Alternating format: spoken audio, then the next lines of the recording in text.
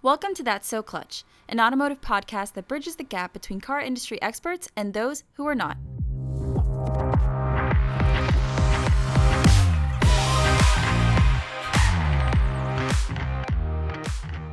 Hey everyone, welcome back to That's So Clutch. If you're new here, I'm Malini Ferreira, your host, and today I am with Dave Carapetyan, aka Texas Dave, founder of the Rally Ready Driving School here in Texas. Dave, how are you doing? I'm great. Stoked to be here. Good. Well, today's episode is going to be a little different than usual because you're our first rally expert. Yes. But before we get started, I want to hype you up a little bit. Because you've got quite the history.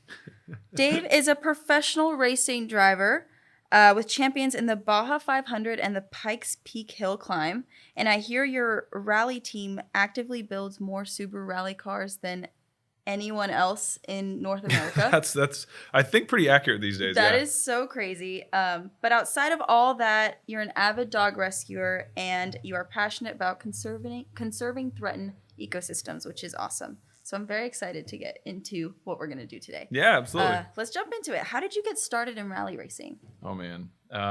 Playing video games.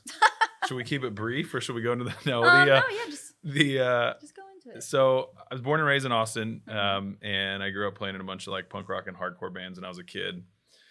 Some of those bands that I played with, some of the guys were older and were into like street racing and drag racing Hondas. I had no interest at all in being Paul Walker or Vin Diesel, but I was playing Gran Turismo 3, right? I know, big ups.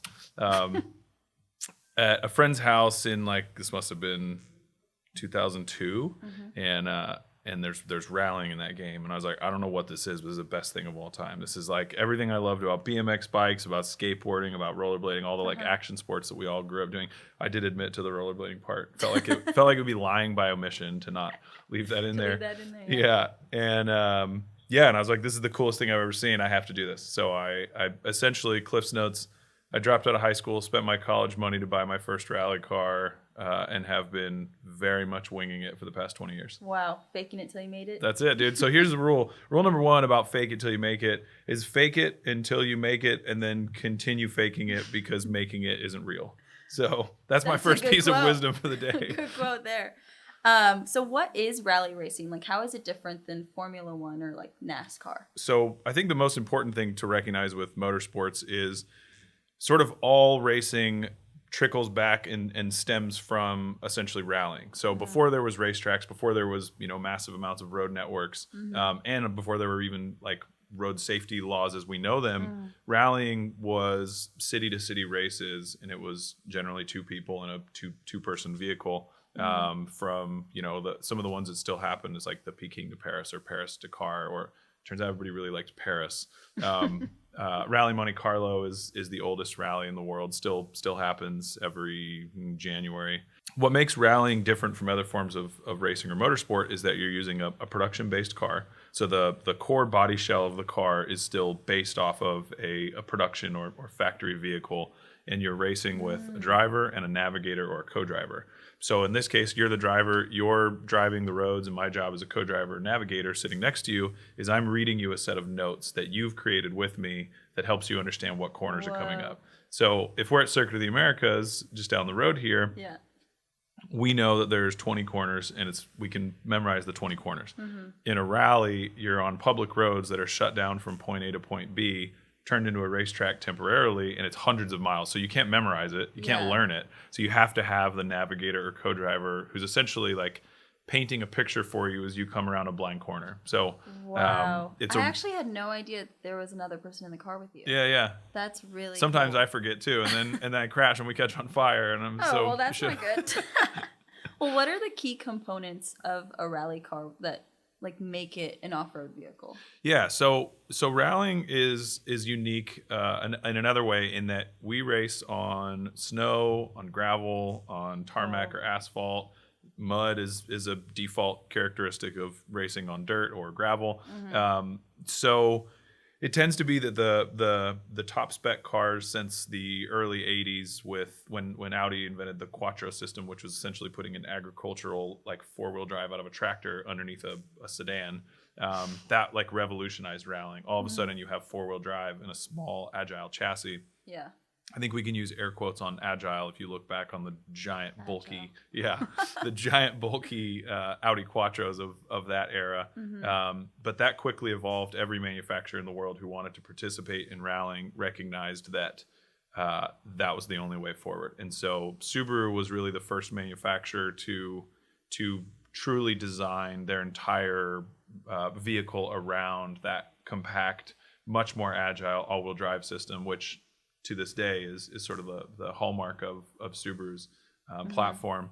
And a lot of that is because rallying necessitated in that time that whatever they were using in a competition car needed to be largely based off of a mass-produced vehicle. So if you wanted to have four-wheel drive, if you wanted to have a big hood scoop, if you wanted to have a big wing on the back, that had to be something. What is a big hood scoop? So like if you look at the front of the car and there's like a big scoop or a vent on the top of the engine, it's to scoop in air for the intercooler for cooling whatever components. It's getting real hot in there. That's it. The faster you go, the more heat you generate. Yeah. So yeah, generally that the all-wheel drive system is the sort of key hallmark of a rally car. It's evolved a whole lot in the past few years, and now your top spec cars globally are generally cars that are having a motorsport all-wheel drive system added. So they're not necessarily like in the sort of heyday of Subaru's reign of supremacy in the 90s. It's a little bit different now, but that tends to be the big hallmark. All-wheel drive. All-wheel drive for us, in our business and in motorsports here in the U.S. or in rallying, I should say, all-wheel drive, front-wheel drive, rear-wheel drive. I mean, people race everything, and so it kind of comes down to personal preference of you do a bit of driving, you learn some rallying, and then kind of pick which platform you enjoy the most. And they all have their pros and cons, if you will. What's your favorite? Depends on what kind of party you're trying to have, If you're just trying to go as fast as possible, all-wheel drive is always your going to be the sort of default choice. If you want maximum speed with minimum sort of cost or budget, the front-wheel drive platforms for two-wheel drive can be really, really agile. You've got all your engine packaging and mechanical components in the front of the car, and so the back is just sort of floating behind you, so it tends to rotate, turn really easily. But if you really want to party and make violent amounts of noise and launch aggregate and rocks and gravel into the low Earth orbit, then it's all about rear-wheel drive for sure. Okay. So again, it's personal preference. Depends, yeah. Yeah. So what's your most memorable experience or challenge that you faced while rallying? Well, when I was 3, no, probably. Oh, rallying, right. Or when you were 3, yeah. Tell us that story. we don't need to unpack childhood trauma. It's not. We just met. It's not. Let's get like 30 more minutes and we can get into my childhood traumas. We can just call my therapist and bring him right. Oh yeah, let's do a little a little session right now. I think last year was a monumentally challenging year for me in that I was balancing my role as the CEO and founder of our driving school, managing our motorsport program, helping sort of develop the motorsport program for one of our sponsors, Black Rifle Coffee, in sort of in the early stages of working with Subaru more actively, and I was driving as the sort of lead driver for our team. Yeah. Plus helping produce a show in all of that with some of our Black Rifle and Subaru teammates. So that was a like I've juggled like 2 things before, and then like you throw the third one in and you're like, okay, I can probably learn this, and with enough practice you can like sort of juggle 3 things, and then somebody just throws like a pissed off cat and a chainsaw in there, and you're like, I guess I just keep juggling. Yeah. So that was really challenging because it's sort of, we as a company had to stay really aligned with what our core values were, make sure that we were still delivering on what we do as a business and moving in the direction we wanted to. And for me, I think the biggest challenge was ultimately, like many people, I got into this sport and industry because it's something I'm really passionate about and I really love doing. Yeah. And our business was developed as like how do we do the thing we like doing for a job? And along the way, especially last year, it just got so taxing in every category that you started to sort of feel the fun creep out of a lot of it. And so it was really challenging to like keep the company healthy, keep everybody engaged, and then figure out where the joy was for me in that. But it's peaks and valleys, man. The peaks are high when you win, and they're really low when you are sitting on the side of the road with a broken car. So yeah, and I bet that can get really expensive. I don't want to talk about it. I just forgot PEMDAS, and that helped a lot. So I just stopped carrying the one. Haven't heard that one in so long. Just stop carrying the one, and you're like, I don't know, can't be that expensive. So So for someone who's never attended a rally race, what can they expect? One, if you've never attended rally, you can probably expect dust. Prevailing winds is an important. Look at the windsock before you decide where to spectate. Pick the correct bring side. Sunglasses, a mask. Yeah, totally. You should just look like it's just like full. Think of it as like a Mad Max cosplay, right? Just like dress like you're on the set of Lawrence of Arabia, and you'll be fine. Yeah. It's dusty. I'm gonna start with the negative stuff, right? It's dusty. Sometimes it's hot. There's a bit of standing around and waiting because you're not running like at a racetrack. You have all the cars bunched up together. And you said it's like hundreds of miles, so it's not like you're just seeing cars every single time. It's like so they leave in 1 minute intervals. So each car you're racing against the clock, and so every minute you'll see a car go by. So one of my favorite spectating experiences of my whole life was flying to Norway, getting in a car, driving to Sweden, staying in a hotel, driving 5 hours at like 4 o'clock in the morning into the middle of nowhere in Sweden. And then you park in some dude's field, and then you just start trudging through minus 15 degree, 2 foot of snow with your friends. And after an hour of hiking through the woods, you stand there with a bunch of other dudes from like Finland, Norway, Sweden, UK. I put it on silent, it just didn't work. That's okay. And all of a sudden you have a $1 million World Rally car blast past you, and you're like, this was totally worth it. It's not worth it. It's an insane thing to do, but you have to have that level of passion. It's an experience for sure. Totally. So I think folks who've never been to a rally, you can definitely expect that like you have to want the adventure, right? If you want to like sit in the stadium and eat nachos and drink a Coors Light and watch cars, there's NASCAR. If you want to do some version of that gives you a little more action, there's sports car racing, Circuit of the Americas. If you want to like hike a national park and then it just so happens that there's going to be some rally cars in the middle of it, rally spectating is for you. So that's the route to go. That's it. So are there any skills that people need in order to be a high level rally driver? Yes, there needs to be like a small chunk of your brain that's just sort of missing, I think. Like there's some part of your... The fear part? Yeah, there's like fear, the aforementioned, there's called race car math, we call it, which is like you just see if you have money and then if you do, you spend it, and then you never add up how much you spent. And like there's just you don't ever go revisit the finances. Yeah. If it's your hobby. Forget it happened. If it's your business, unfortunately, you don't have that luxury. But no, I mean, I think what makes rally driving and rally drivers unique is, again, that sense that you're not going out. I mean, we always talk about, sports car racing and most forms of race car driving. To learn it is like a science class. So you understand exactly what to do and where and when. And, in sports car racing, oftentimes there's a model that's already built that says this car, this track with this driver and this tire should produce this lap time, because the variables are a lot easier to track. Rallying is wild because the way the tire on a rally car behaves is really just based on the very edge of the tire. When it's sharp and square, it works great. The first time you slide into a corner, it starts to radius that edge. So it's like the intersection of your tire edge, how many cars have driven before you and swept all the loose gravel off. So do you have a grippy road or a loose road? What's the humidity? There's so many factors that make it so different from other forms of racing that it's really more of an art form. So in our driving school, we talk about like most racing schools are, again, science class. Yeah. Rallying is an art class. We can teach you how to set up an easel, how to stretch a canvas, how to mix paint, and how to hold a brush, but it's still up to you to sort of create your own art at the end of it. And you'll notice as you become an avid rally spectator, which I know is going to be your future. I'm signing up tomorrow. Yeah, totally. Well, I know a place you can go.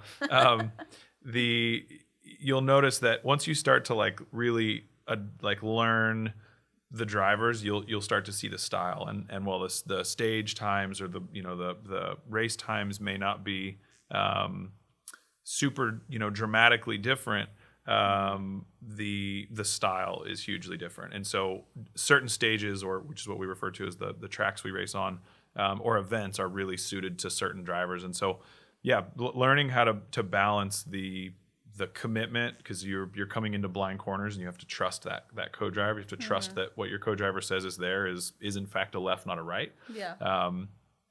Paired with that adaptability that comes from sort of the freedom of, dare I say, it sounds sort of cheesy, but like the creative expression that you have while you're driving. It's very different from most forms of racing. Yeah. Well, you just mentioned the co-driver thing. How do you approach teamwork and communication with a driver and co-driver to ensure like safety and to make sure you finish the race essentially? Yeah, totally. No, it's a great question. I mean, you sort of have to think of your relationship with your co-driver like a marriage, right? Is it normally chosen? Yes. Okay. Yeah, absolutely. And generally, drivers will try to sort of have a single co-driver that they work with, so that you can really build that rapport, build that trust. And it really is, in some ways, like it's in a lot of ways, in fact, it really transcends even the like type of connection that you have in even a marital relationship or romantic or professional, because there's a truly 100% life and death component to it, which is neither participant can get it wrong. And it's something we talk a lot about in our work when we do, speaking engagements with companies, or we do corporate events, is like communication in all relationships is life and death. And nowhere is that more true than in a rally car. You have to agree on the language. You have to be explicitly clear as a driver on what you need to hear and what your co-driver needs to say and needs to not say. And as a co-driver, you have to be really adaptable at understanding that your inflection, your timing, your cadence, your rhythm, all of those pieces also dictate the pace. So it's not just saying you have a 5 left minus over small crest. It's understanding that the timing of that delivery and the pause between that and the next instruction, sort of anticipating the driver's needs. It's incredibly layered. Like if most forms of race car driving are a layer cake, this is baklava, right? Like it's just like there's so much going on. Yeah, that is crazy. Yeah, and you have to stay on top of the relationship, because you can't have like weird energy. One, because it's not like you get in the car and then 3, 2, 1 go. It's you get in the car, and the way that rallies take place, you have sometimes an hour and a half of driving from your service park, which would be like your pit area, say, in another kind of racing, to the stages. So you're driving on public roads. The cars are all technically road legal cars. And so you'll leave, let's say if we were doing a rally here, if the service area was in the parking lot at Austin Subaru, you'd pull out, and then we would drive to like, Lakeway, somewhere like really far away from where we are, an hour or so. That would be like the finish line? No, that would be the start of the competitive stage. So everything to there would just be what we call a transit. Wow. So if you're in a car with somebody that you don't get along with, it's gonna be really awkward and really quiet. And I'd rather not die with someone I don't like. Can that please be that's the title of the episode? I'd rather not die with someone I don't like. Cheers to that. So can you provide some insights of like the preparation and training that goes into these rally races? Yeah, I think it's super different for everybody how you prepare. For drivers, you have, your physical fitness, depending on kind of what level you're driving at, can still be a huge factor. Obviously, your mental preparation is the biggest piece, right? Because it's the amount of calories you're burning and energy you're using just with the brain power to translate this stuff is insane. Pair that with the fact that you're operating a machine and you're moving hands and feet really quickly. Reaction has to be on top of it. 100%. Your hand-eye coordination and your reaction is crazy. Now that Americans have adopted Formula One and Drive to Survive and have decided that race cars are cool, we don't get this question anymore quite as much, but there used to be a lot of like, well, why is it so physical? Aren't you just sitting around in a car? And you're like, yeah, that's what they say about fighter pilots. They're just sitting in airplanes all day, right? True. So the G forces on your body, the temperature, it gets crazy hot in the race cars. So there's a huge amount of preparation. And again, I think it's really unique to the driver. But more important, is recognizing that this is a team sport and it's not just a driver and a co-driver. It's a driver, a co-driver, a crew chief, 4 or 5 crew, a truck driver. You've got your truck, your trailer, your race car. Because we write these pace notes, this language that the co-driver and the driver communicate with, you have to drive the whole rally before and make those notes. And that's an entire 12 or 14 hour day, usually in a separate car, which is we call our recce or our reconnaissance car. So it's like your recce car's got to be ready. Your wheel bearings have to be checked on your trailer. Your truck's got to be served. There's so many things on the prep side that when you're looking at a 3-day rally, you're really looking at 3 weeks of very hardcore prep beforehand, and then a week of sort of cleanup and re-prep. So it can be a whole month for a whole team of people. Wow, of just preparation. Just prepping and then one race. Yeah, just for one race that hopefully you make it more than 5 miles, right? If you make it to the end, not even win it. There's people who break an axle on the start line of the first stage, and you're like, well, that's that. So is Rally Ready strictly for aspiring racers? No, I think people tend to assume that everything in motorsports is for someone else, right? I think which is a totally natural thing. Even sitting in our classroom at our rally school, we'll be describing what's going to happen and talking about the lay of the day, the layout, kind of the plan, and you'll be able to spot the people who are like, yeah, sure, except I'll be the exception. And that's part of what we say is we're like, there is no exception, right? Everybody will get to this place, even if it's hard to understand or believe. You will progress to this level by the end of the day, and if you need some special time or attention, that's fine. We can do that.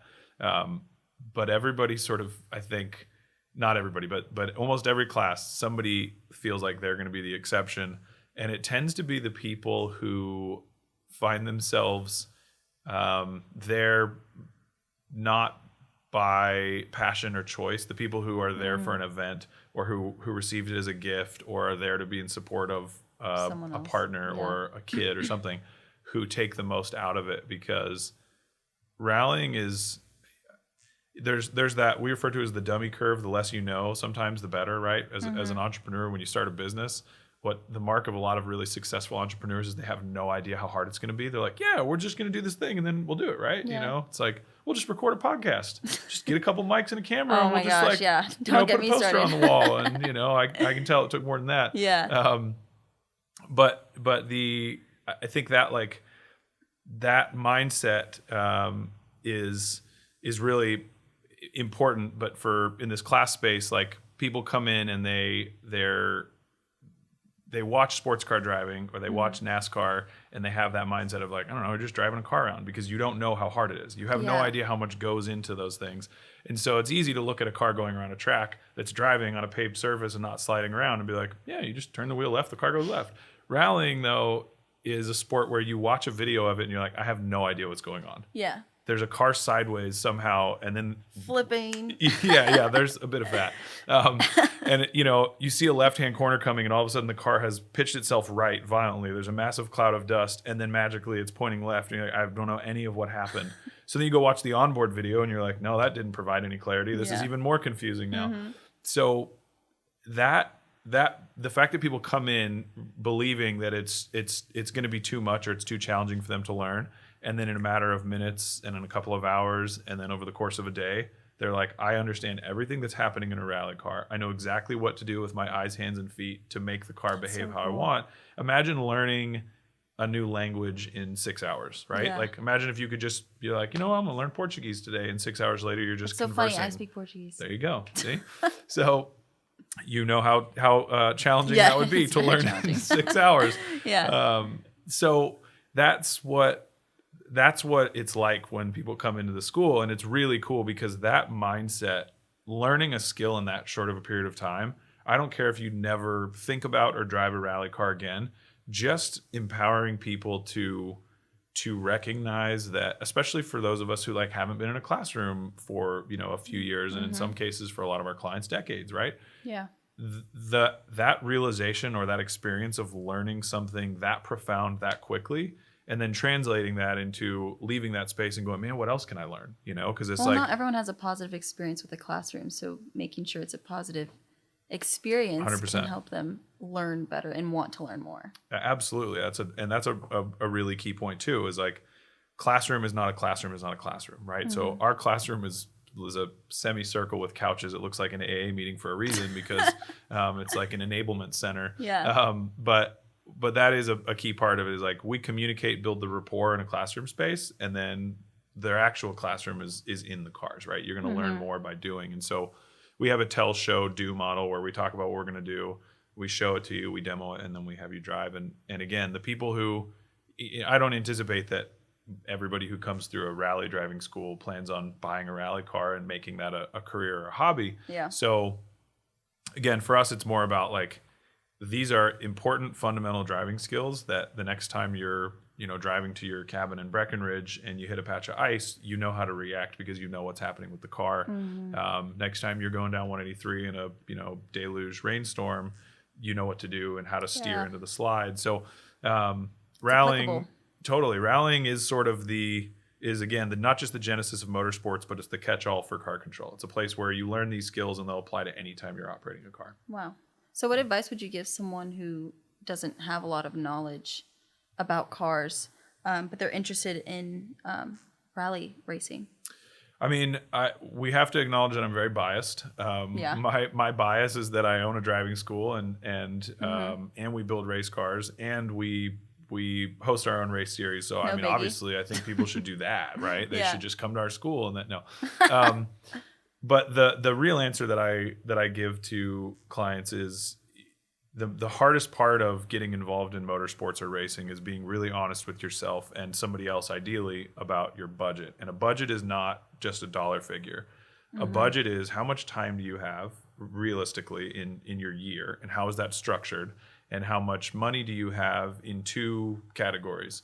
How much cash on hand do you have that you can reasonably invest into this hobby without compromising your quality of living or your life or your families, or depending on what your situation is, and then how much sustainable income can you devote to it. So if you have somebody who's an executive in a company who has very limited free time, but they have a tremendous amount of cash on hand, and they have a big budget monthly or annually to invest, then you're going to have a very different conversation with them than you are a young person who's just finished college and is working their first real job, and they've kind of got a lot of free time in evenings and weekends, and they've got a little bit of savings, but they don't have a lot of their paycheck. That's a very, very different conversation. So the short of it is to say, your sort of tiers of access to rallying at the top level is what we call stage rally. That's the like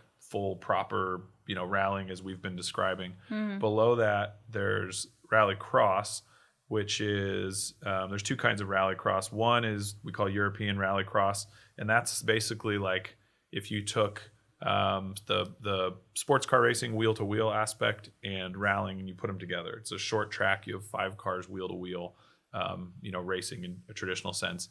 But there's another form of rallycross which is from the SCCA Sports Car Club of America hosts. And that's basically like $30, $50 for an entry fee, and you can run whatever car you have. Nice. And it's a great way. It's basically, in a parking lot or a field. And that's a great way to learn. Here in Central Texas, we have Lone Star Rallycross, and Austin Rally Project that host series for folks who want to just kind of get their feet wet in rallying. And then there's a new interim between that stage rally and that SCCA Rallycross, and that's Rally Sprint. And that's what we're building at our facility, is a Rally Sprint championship that's really cool. Yeah, that we're hosting. So that's kind of, if you've done SCCA Rallycross, or if you've done a rally school, you want to try a little bit more. Yeah, and you want the full rally experience, but you don't want to have to tow your car to Maine, then Rally Sprint is a good solution to that. So. That's really cool. Well, so how has technology evolved in the world of rally racing? The technology has largely been in the chassis development in the automotive world as far as rallying goes. But it's been interesting because there was a huge, massive evolution from the late 80s to the late 90s. There was an enormous shift, right? we went from, like we said, these early sort of agricultural all-wheel drive, which were more like a four-wheel drive system, to Subaru revolutionized that entirely with their all-wheel drive, their full-time all-wheel drive. And that shift in performance was huge. Since then, we've sort of tapered off a lot on the mechanical evolution. That's not to say there's plenty of people who would strongly disagree with that. There's been huge evolution in the gearbox designs and your shift speeds and in the suspension geometry. We went from these sort of bouncy cars with the best suspension in the world. The cars were still really bouncy, and even in the late 90s. And now it's like, I mean, they're just crazy buttery smooth with what we've learned in suspension technology. But there wasn't anything that, like, really, for me at least, off the top of my head, that stands out until 2 years ago when we moved to what's called the Rally 1 platform in the World Championship. Rally 1 is the first ever hybrid class and hybrid platform for rally cars. And so you have an electric power unit and your internal combustion power unit. Your electric unit is used for those transits we were talking about, those long drives on the public road to get to the competition stage. And then primarily on the competition stage, you're using the internal combustion power unit, and your battery or electric motor is used as a boost. So you have, like, it's like playing a video game. You just hit the button, you have extra electric power. You don't actually get a button, unfortunately. It just happens. But so that's been interesting to see, and watching in rallying and in motorsports across the board, seeing how manufacturers are adopting or not adopting electric platforms and hybrid technology, and more recently how people are really pushing and advocating hard for hydrogen. That's going to be an interesting few years to see how that shakes out. Now hydrogen is sort of starting to make a stronger case for being a really strong platform for motorsports. So you would think that by now we would just have AI co-drivers and we wouldn't have to, like, put this, human ballast in the car with us, and we could just have Chat GPT. I know. See, that's the thing. I want to have somebody with, because I like it when I win, but when we lose, you know what I mean? That's the thing about being a co-driver. You can't win, you can only lose. Yeah.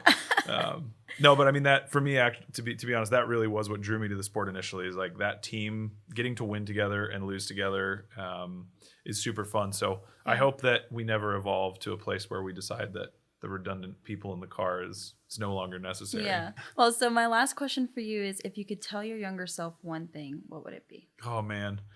I think about this a lot. It's a good question. It's a great question. I mean, you've got really good questions across the board. I'm like, redundant. Oh, it's a good question. I hate when people say that.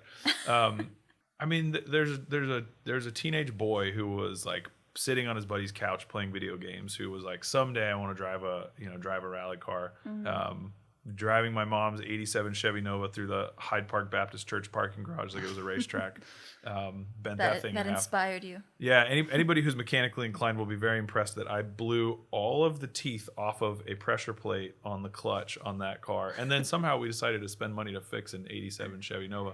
I mean, I think, one, I would say to anybody, but especially to my younger self, one, it's going to be okay, right? You're going to be okay, and taking risks is always the most important part of the process, even when it's terrifying. But also to be bold, right? Not to let fear steer the ship. I spent a lot of my younger years, especially in the early years of rallying, not taking the risks or asking the questions out of fear of the answer I was going to get, right? And it's scary. It's scary asking people questions. It is. And it's scary. It's scary knowing that you have to step into a space and be really vulnerable and let people know that there's a gap in knowledge that they may expect you to already have. And I think there's a lot of things that came really hard that could have come easier had I been less afraid to ask for help. And we live in a space now where if you have a hobby or a passion, there is an endless number of Facebook groups, or, in our younger years, it was like Yahoo groups. You would just get 600 emails a day. But there's a limitless supply of people who desperately want to be helpful to young people who are getting involved in spaces. And we've tried to foster that in our business. And I think, if you're interested in working on cars, there's a ton of dealerships that would love to have you come in as an entry-level tech. If you want to learn about rallying, I have interns all the time who we trade seat time. We give them the opportunity to drive in exchange for labor hours. One of those kids is 17. He's been instructing with us for 2 years, and he is brilliant. He's one of the most talented people I've ever met, because he showed up with his dad and was like, how do we get involved? And I was like, pick up whatever thing we're working on and join in. Put himself out there. That's it. Put yourself out there more than anything. Take chances, be bold, and ask lots of questions. Well, thank you so much for joining. Yeah. This was really fun. I hope you enjoyed it. This was a blast. Yeah, thanks really so much for having me. Thank you, everyone, for joining. As always, if you have any questions about the automotive industry, please feel free to leave them down below, and maybe we'll feature them in the next video. See ya.